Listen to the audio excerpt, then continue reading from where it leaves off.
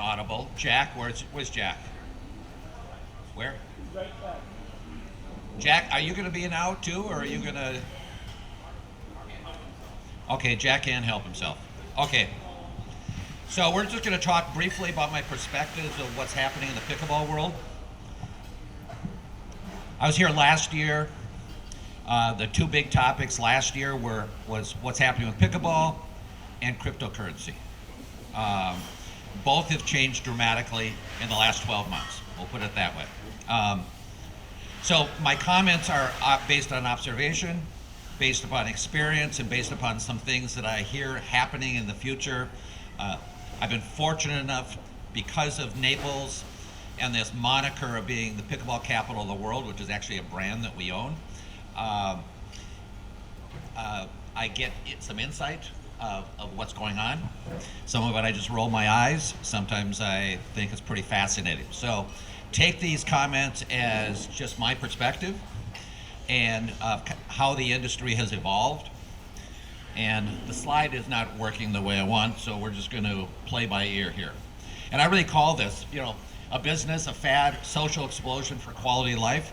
This game started in Bainbridge Island, 1959, by a family who was just looking to do something recreationally and socially as a family. And from there, it just evolved. And it evolved as a fun, recreational, quality of life sport. As it moved south, as all of these snowbirds went south, they eventually decided to, the slides were supposed to be over here too, but that's okay.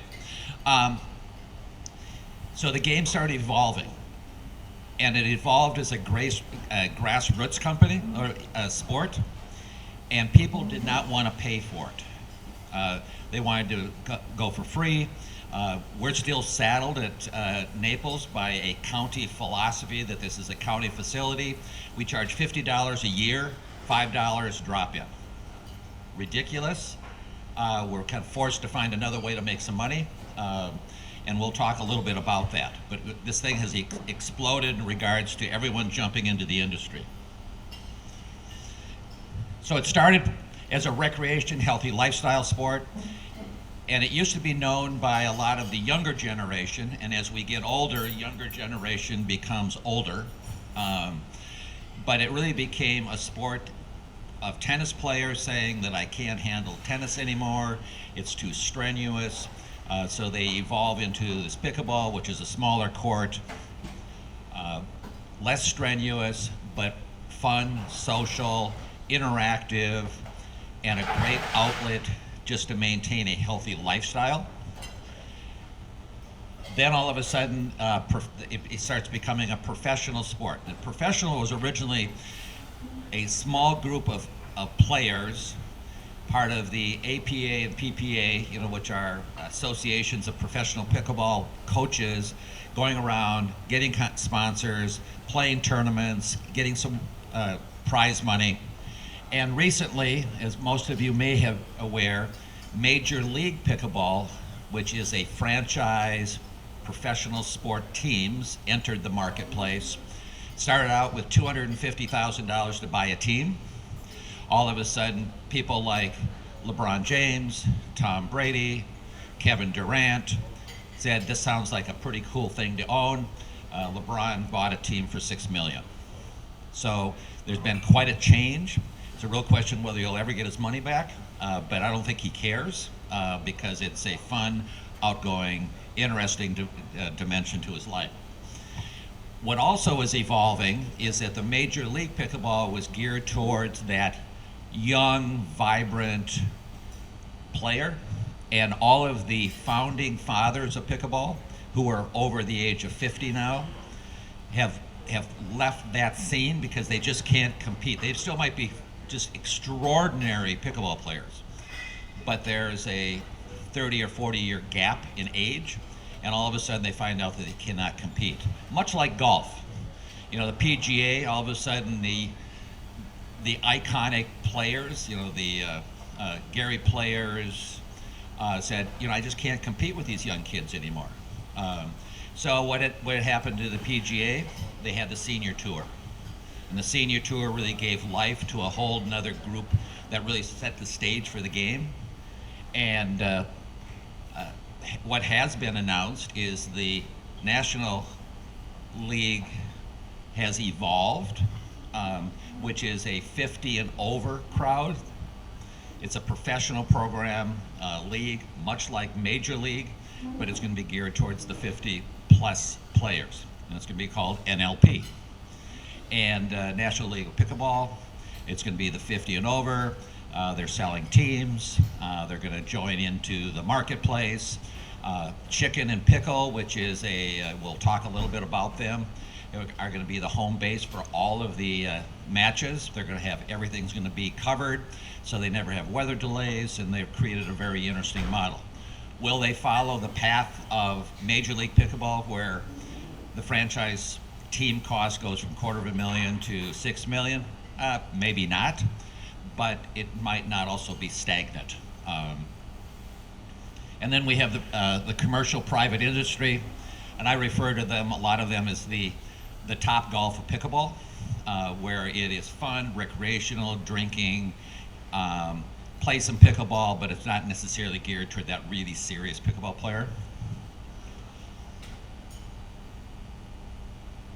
You've heard statistics all over the place. Fastest growing sport in the country. I sometimes say it's probably the fastest growing sport in the world. This talks about 4.8 million. There's another number that's thrown around that there's 36 million players. It all depends upon how you're defining a player. And I would say that the 36 million number you hear are people who have played the game, once or twice. The 4.8 are those advocates, the people that you see at East Naples. They come and play 5 days a week. It's part of their life. They can't imagine having a day without pickleball. And we have people now showing up at East Naples at 6 o'clock in the morning. Yesterday, we were there. We had, every court was being used. I bet we had 250 people waiting to play. And the growth, is exciting as it also creates its own problems. Maybe the best problem to have is too many customers, but it is a problem. We got 66 courts in one location. So when you hear that, every once in a while on Facebook, someone will say, who has the largest pickleball facility in the country? And the one name that always comes up is the Villages. And the Villages has 200, but they're not dedicated in one location. They're spread out throughout their entire community. And so I will always reference that we are the largest dedicated pickleball complex in one location. So we have 66 courts in one location. Jeff will attest to what I'm about to say, is that during the week, all 66 courts are being used, and on average, we have 200 to 300 people waiting to play, and I figure that we have about 3,000 to 4,000 a week people at our facility every single week playing pickleball. 16,000 people. Well, no, unfortunately we can't, just because we have a land problem. We also have a political problem in regards to the county says we've invested enough in pickleball. The unfortunate thing, this is a governmental, this is kind of a commentary. We had an open house of a brand new pro shop, and we had commissioners, and commissioners are the people who make the decisions of whether they should spend money on pickleball or other industry. And we had some people show up and said, I've never been here before. This is amazing. Is there a tournament going on today? We said, no, this is the way it is every day. Really? So you have this segment of people who are making decisions but don't really have a clue what's going on. So we have a new commissioner for our area, so we're starting to invite them over to our facility at 9 in the morning for them to fight for a parking spot, to feel the pain and why we should continue to grow. No, there's no reservation. Yeah, this is open play.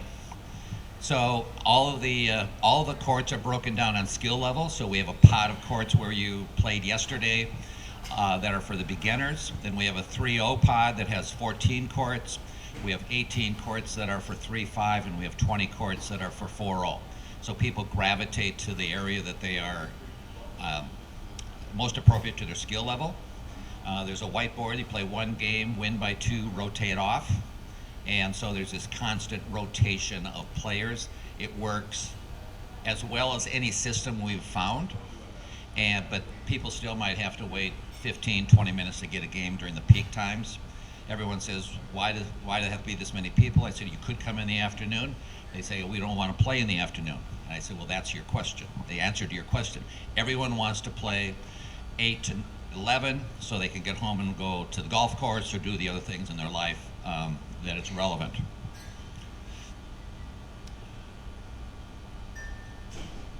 We'll skip that one. What has happened, which is I used to think that pickleball could go the way of racquetball, where there was this rapid explosion, everyone was building courts, and then all of a sudden it kind of disappeared, so to speak, from the face of the mat. But what is different about pickleball is the breadth of players that have entered the sport from a recreational social standpoint, and also the national publicity that it's getting everywhere. I get a call maybe once every week from some news outlet, some magazine outlet, some newspaper outlet that says, tell us your perspectives of pickleball. And they blast it out all over the place. It's on Good Morning America, it is on CBS, it's in Vanity Fair. I don't know if anyone knows, but the Today Show, they had a 15-minute segment where all the Today Show hosts were playing pickleball, and that was just part of their segment. So it's getting a breadth of publicity that just is driving more and more people into the game from a recreational, social, healthy lifestyle perspective. And what we've discovered at East Naples, at Naples Pickleball Center, is that most people are there for the fun, recreation, and social aspect. And we have to figure out how to turn that into an enterprise, because I didn't necessarily jump into this thinking that it was going to be a hobby. I jumped in to think it was going to be a business. And I think we figured it out. I'll know this year. This is my third full year being involved with Naples Pickleball. So, transparency, first year we lost money. Second year we made a profit, which was last year. And this year we will make a bigger profit. We'll just leave it that way. Yeah.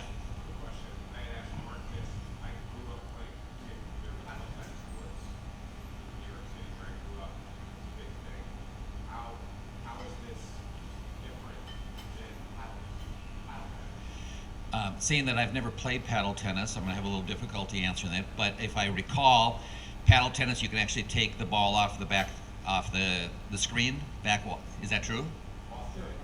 It's kind of like tennis, but you're doing it with a wooden racket. I think the closest analogy would be this is a small court tennis game, as opposed to a racquetball game.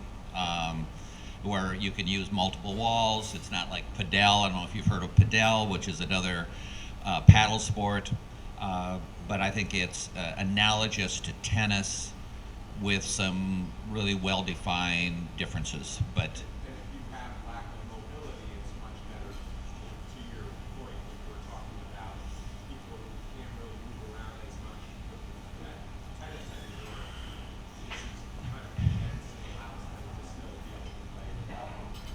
exactly, and it's great for reflexes. It's great for. It really has become a social and. The old saying is any activity is good activity, and so we have people of all different ages, all the way going up to 90, playing, and they can play and have fun. And part of a healthy lifestyle is not only physical activity, but it's also social involvement, and it's really allowed people to interact with people that they normally would not interact with, which gives them a quality of life which is different than sitting at home watching a sport. So. Oh yeah. It's forcing them to think. We joke that one of the toughest things is to understand how to score, who score, because it's 4-8 second serve, and they always say, okay, who's the? So they actually have to think a little bit, which is never bad in life to have to think.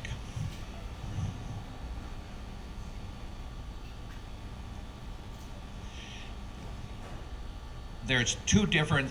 I'm going to kind of go through some involvement, and then I'm going to get off this and let Jack talk if he wants to talk. There is the true community, where a community builds some courts. You go there, it's a free-for-all, no cost.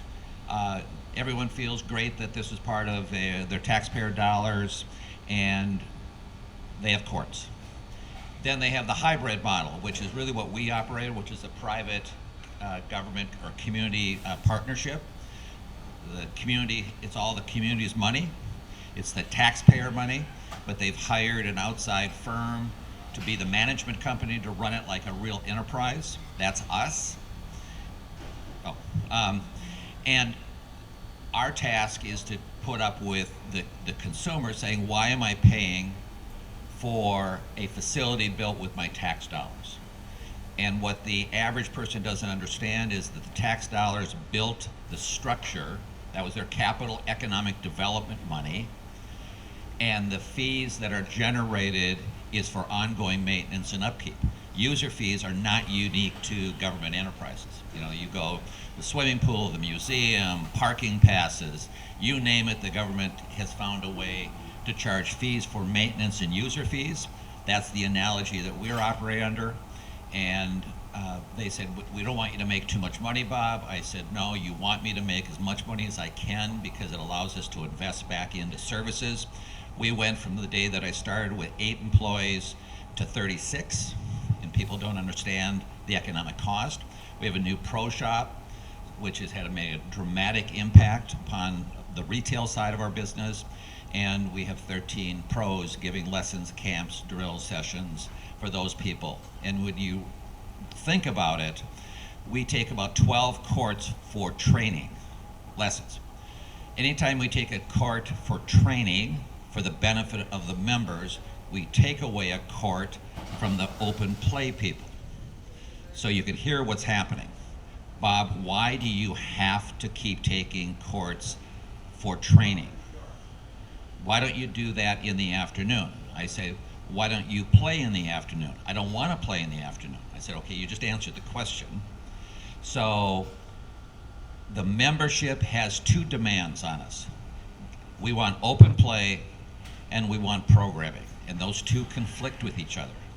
So we walk this very delicate balance between open play and program development, and it's a constant struggle. Can you imagine having 2,000 members?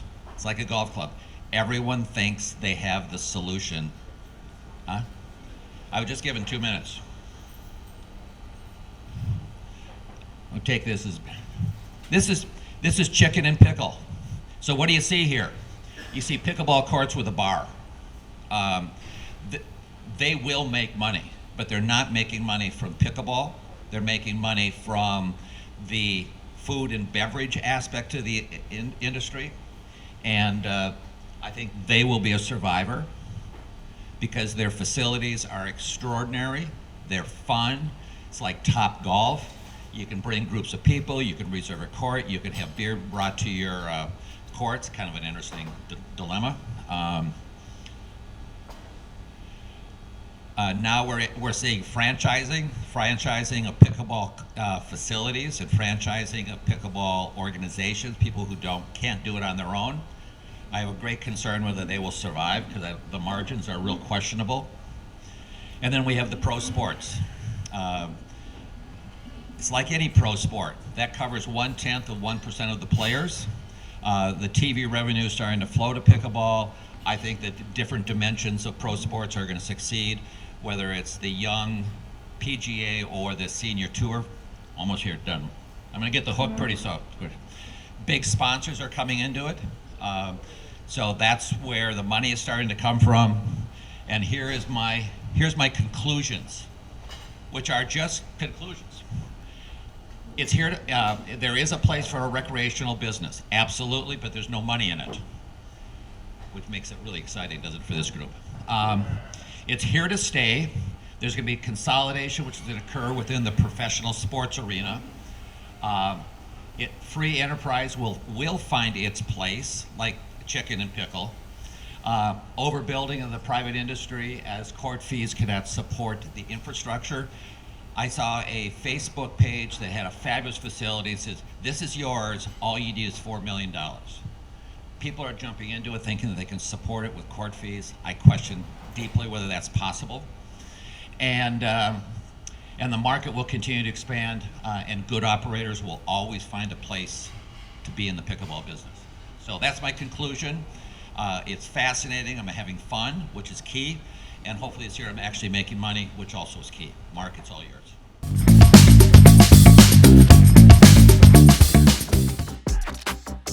Come join our 361 firm community of investors and thought leaders. We have a lot of events created by the community as we collaborate on investments and philanthropic interests. Join us.